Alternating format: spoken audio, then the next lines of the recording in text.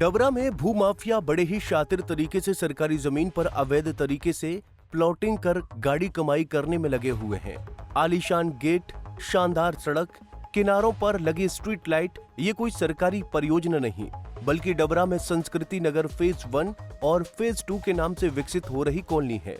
आरोप है कि भूमाफियाओं ने इस सरकारी जमीन को खुर्द-बुर्द कर 2000 स्क्वायर फीट की दर से प्लॉटिंग कर रहे हैं। करोड़ों की बेशकीमती ये जमीन संस्कृति नगर के नाम से कई बीघा में है। बताया जा रहा है कि शासन को गुमराह करते हुए भार मुक्ति के झूठे शपथ पत्र प्रस्तुत कर इस अवैध गतिविधि को अंजाम दिया गया है। संस्कृति नगर में शामिल सर्वे नंबर 21 और 72 की जमीन, जो शासकीय रिकॉर्ड में सरकारी भूमि के रूप में दर्ज है, इसे भी बेच दिया गया है। ये डबरा का पहला मामला नहीं है जहां इस तरह सरकारी जमीन की अवैध प्लॉटिंग की गई हो।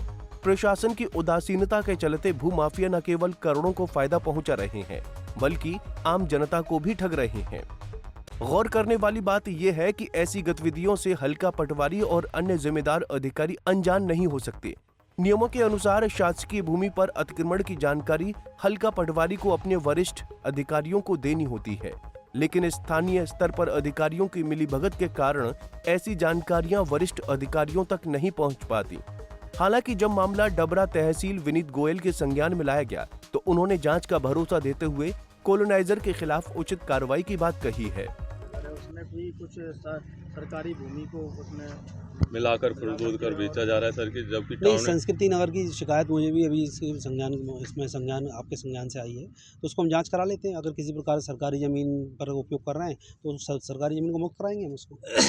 टाउन एंड कंट्री का हवाला दिया जाता है सर, जबकि जो मूलभूत सुविधाएं उनका भी अभाव देखने को मिलता है। नहीं, अगर टीएनसी की अनुमति है तो टीएनसी ने किस प्रकार अनुमति दी है वो टीएनसी देखेगी, और अगर आप ये व्यक्ति विशेष या संस्कृति नगर की बात कर रहे हैं तो जाँच करा लेते हैं उसको।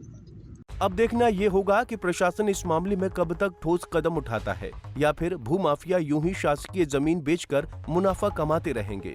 डबरा से पंजाब केसरी टीवी के लिए भरत रावत की रिपोर्ट।